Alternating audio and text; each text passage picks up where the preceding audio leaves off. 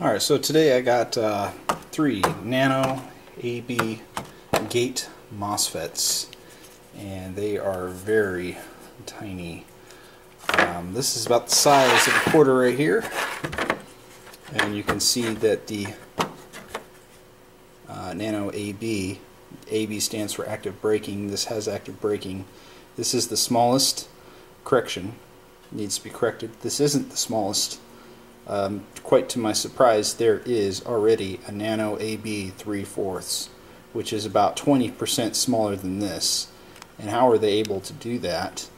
In the picture, they removed the position of these transistors right here. They moved them the other way, so like this, and they're able to shrink the DINs even further down here. So basically, the newer model is, the board itself is about the size of a dime.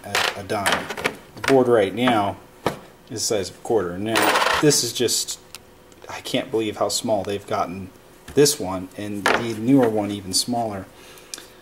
How come it's smaller? Let's see. We've got a MRF 2.3 right here, and or excuse me, a 2. I don't have the 3.2 on me right now. You can see how much bigger the transistors are here,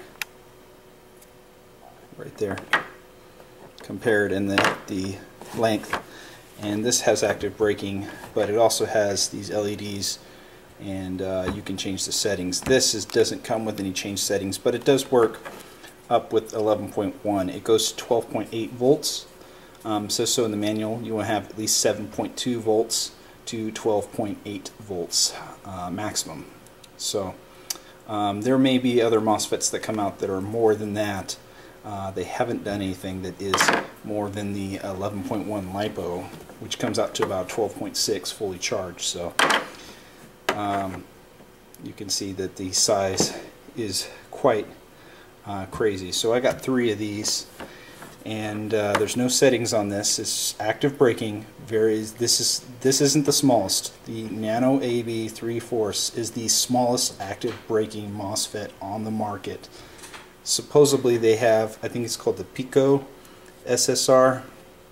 Maybe it's Pecco, I'm not sure how you pronounce it. It's supposed to be the smallest basic MOSFET on the market too, made from the same company. But this does come with fuse protection. I don't know what type. I know these are 160 amps, and if you've got a battery you know, supplies less amps than that, you could short depending. Now these newer ones, I'm not sure what they hold for amperage. If you just use a big battery, you don't have to worry about even installing some kind of fuse protection at all.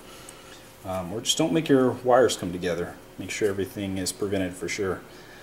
So you can just get a close-up here on the way this is designed. And you can see it's kind of interesting that the solder's up on top here. Some of the other ones didn't have that, but they soldered together like that. They just tried to make this as small as possible. So I've got three of these, and where they're all going is basically over here. These are guns for sale. Yes, guns for sale. My SIG 556 King Arms. This is a G&G, sort of a combat machine, but modified. It's got an M180 Satan in both of these guns right here. Medium type motor, long type motor. And then in this one, disabled the blowback. It's been dremelled down so that doesn't happen. Will come with a battery bag and a MRF 2.0 MOSFET, because if I give the shorter one, it won't reach. So it has to reach this wiring. Lonix piston, Lonix piston, Lonix piston, and Lonix piston, from what I believe. Yes, the G36 DSG is on the table. For now, I'm not really certain if that's going to go up for sale for sure, but I'm looking for offers, maybe, possibly. The body here, I think these are plastic CN16 bodies, but the stock is obviously G&G, the better G&G model, and then the pistol grip here I think is GMP, I'm not sure. It's for a right-handed shooter, and this is an M16. Yes, I don't like to give up my M16 because I just like the M16. It's a powerhouse, you know. What else is there to say? I think these are all 18 to 1s. This one has been kind of shooting 29 to 31. It just depends on the battery. It's kind of back and forth. The motor's getting kind of really dirty. I've cleaned it recently. This one I think is about 22 to 25. Depends on the battery. The wiring here is stock. The wiring here is not stock. Wiring in here is not stock, and so these, I think this is 16, maybe 18. I'm not sure what I remember, and I think this is stock too, from what I remember. Some of these have the W-type bucking. I think this one, I think all these do, actually. I'm not sure if I remember correctly. That's the Angel Customs W-type bucking, I think. I can't remember. Some of them have flat nub type installations on them. So I've got a Pro-Win chamber in this one. This one shoots between 40 and 45 rounds per second. It's a standard set. I think it's the Aries stock. It's got in here a VFC red high torque motor, short type, and garter pinion, and then at the same time the sector in here is a dual sector, a Siege Tech. So have I built higher ratio? Yes, but that's what this is for now on the table. I'm going to throw out some cost, or the price, excuse me. 300, 200, 250, and this we're probably looking at, let's say, 400. Now I just put them out there kind of high because, you know, they are used, but they're in pretty darn good shape. I mean, you can see this one might be the only one that has any kind of writing on it. I think maybe it's, I think it's this one from the tech video I did. When I bought it, someone had wrote on it "kill me" or something. But other than that, these guns come in great shape. We can see that here. And the NanoABs will go in here, here, and here. All except LiPo. You can use LiPo on them. 11.1. Lower if you want to, but I don't suggest it. I've used 11.1 on all these.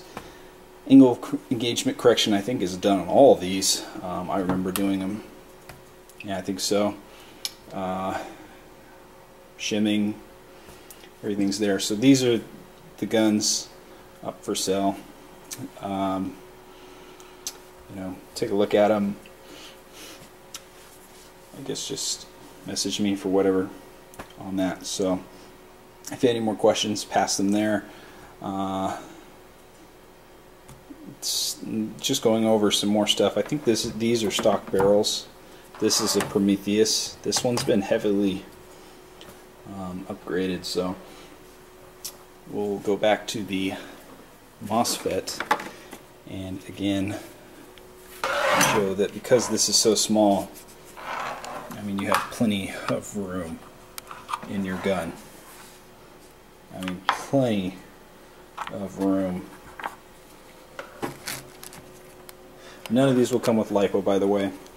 And there is the NanoAB, which from gate I'm totally shocked. I was totally blown away. They do not come with the switch in here in any of these. They will come with a Dean's and some shrink.